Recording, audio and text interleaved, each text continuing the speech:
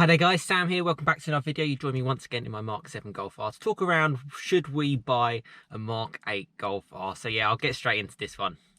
So yes, you join me once again for another video. I hope you're all well. It's actually it's a wet and foggy Sunday morning here in the UK.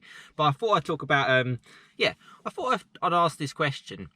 You know, should we buy a Mark 8 Golf R? Now, if you're not familiar with my channel, it is a very community-based channel. A lot of the subscribers that I've built up over the last couple of years, the connection's really, really good. Everyone kind of tries to get in and help each other out. You lot help me out massively with the channel in terms of just getting information out there as well and sharing it.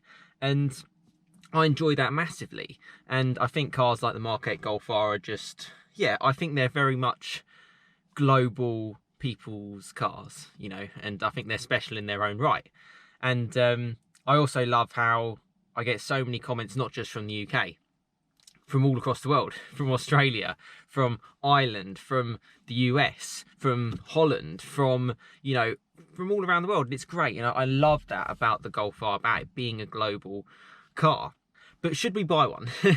So I'll get asked a few questions, will I get one, or are you going to get one, Sam? So I'll answer that first. So I'm not 100% sure. I certainly wouldn't rule it out, just because, well, I've enjoyed the channel so much as well, and it's always good to, certainly be a boost in that sort of regard.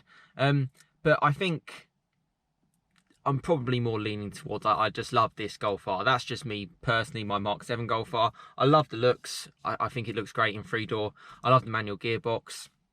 I love the fact that it's, it doesn't cost me any money, to be honest with you. I've owned it outright since I purchased it 3 years ago. So, it's an easy car to sort of have, and I'm not necessarily bored of it. It's it's great. I've lost most of 2020 not driving it, so there's plenty to catch up on that side. So that's kind of a little bit of where I'm at. Also on the Mark 8 Golf R, I think for me, if I'm going to do it, I think I've gone the whole base. This is ultimately a very base spec Golf R, and I think it doesn't look like a base spec Golf R. It doesn't look too different to a well-spec'd, Mark 7, 7.5 Golf R, whatever it is. So I like that. But what I've noticed is in the Mark 8, they've really done it so, if you don't go for the performance pack, you don't get that big rear spoiler, you don't get the big brakes, you don't get the Akrapovic exhaust, which obviously is going to really improve the sound, because the sound of these cars is not necessarily anything to really shout about. You are kind of a little bit missing out. And the standard, just from the images and stuff like that, the standard Mark 8 Golf R looks very similar to an R-Line. I've seen R-Line, someone owns it just down the road from me, and I've been checking that out, and just like, it's got an R badge on the front. It doesn't say R-Line anymore either, so it's very, very similar. I think the little tweaks are better. I think it's an improvement. I think it's got a lot of positives to that side. But yeah, I'm going to have a little think about that one. So should we buy it? Should, we as the community, a lot of people follow this channel, and a lot of people have Golf Rs or are interested in getting the Golf R, or just interested in talking about it, whatever it is, I hope the channel was useful to you. And thanks so much on yesterday's video, and I will clarify a few points. I do appreciate, all the comments, people getting involved and stuff like that. That's really, really great. And the views as well are, it means an awful amount to me, and I'm glad you enjoyed the video. The one thing that slightly came up was some people said about taxes. Now, this is just around the price of the Mark 8 Golf R, and you're 100% right. Taxes completely vary in every single country. Subscribers from Ireland are sort of like, well, its tax is really, really high. Same in Holland, same in other countries, same in Germany as well, actually. In the UK, we're not the only people that can get the Golf R, and the channel is for everyone. So it's just a guesstimate, it's just an idea. In fact, I'm not going to bore you too much, but in the UK, in the next couple of months, new car prices are probably going to go up quite a bit, just because of where we are in Europe and stuff like that. To go a little bit further on, should you guys buy the Golf R?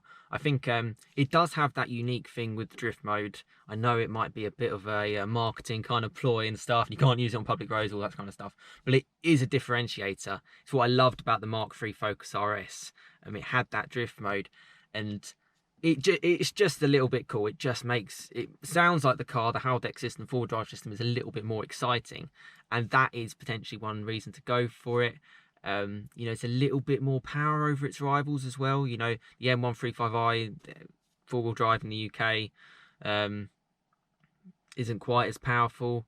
Obviously, the Audi S3 is slightly less powerful as well. So it's got a little bit going for it, the Mark 8 Golf R, which I think is a good thing. And I think those are some of the reasons that you should think, well, actually, compared to its competitors, it's actually a little bit of a better car.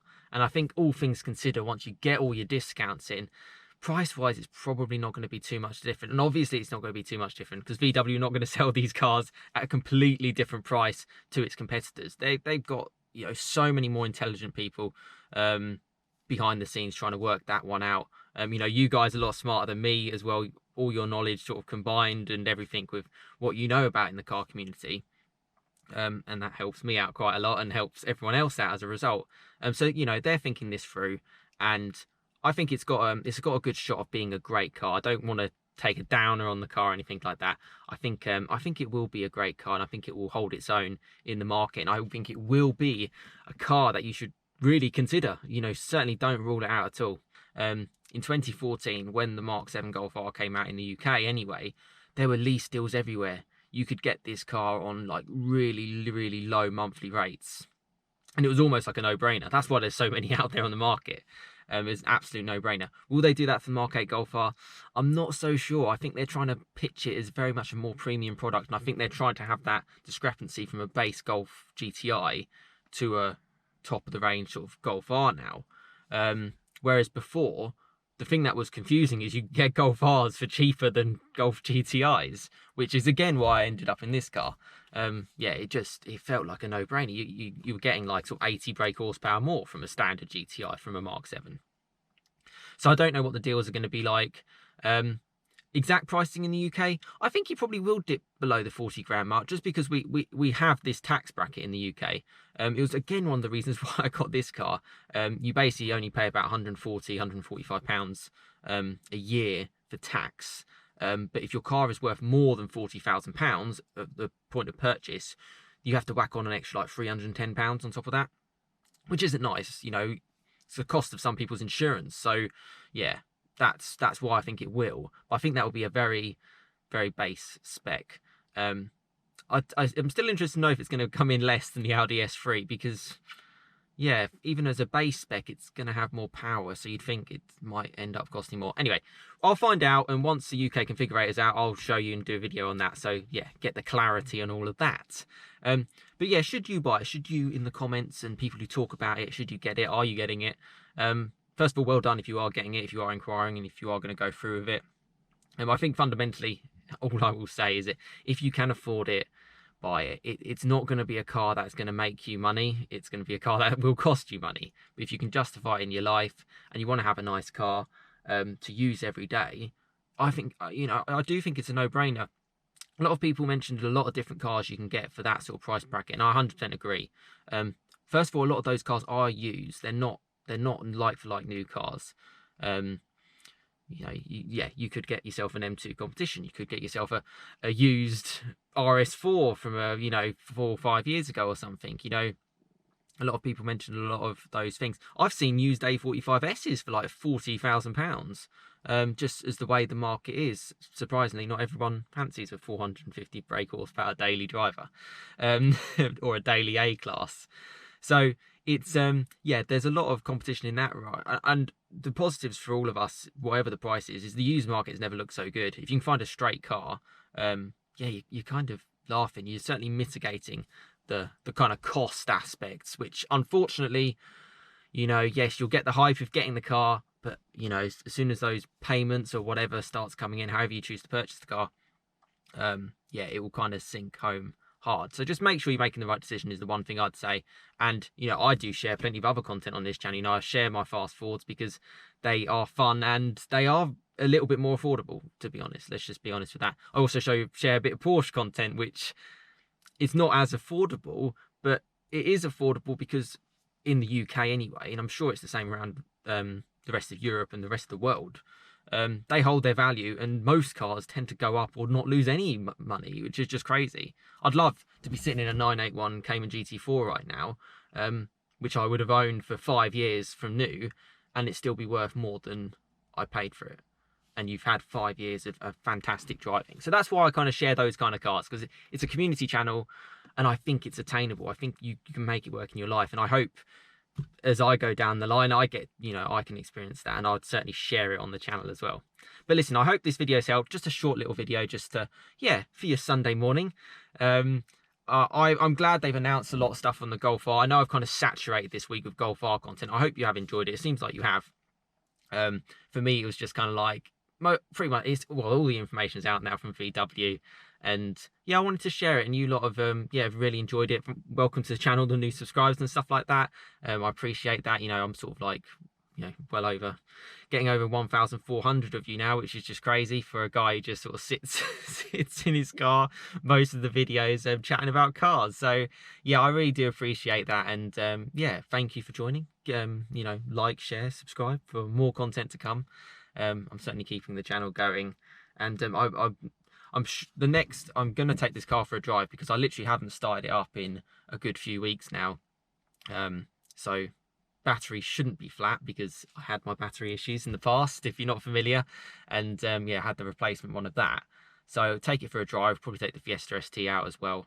So I'll share a little bit of that, and enjoy it. But listen, thanks so much for the support. Drop any comments in the comments below. That's a big part of the channel. I do try to get back to them all. I think yesterday I had about sort of 50 to 60 comments, so it's hard to get back to all of you, but hopefully I've answered a few questions in today's video. That's always the aim. It's easier for me to sit here and talk for 10 minutes than it technically is to go through 60 comments, as much as I try my best. And I do read every comment. That's one thing I do. So thanks so much. Plenty more content to come. And have a fantastic rest of your day. Enjoy the rest of your Sunday. Enjoy the rest of your week. And I'll see you again next time. Thanks so much for watching. See you again next time. Cheers, guys.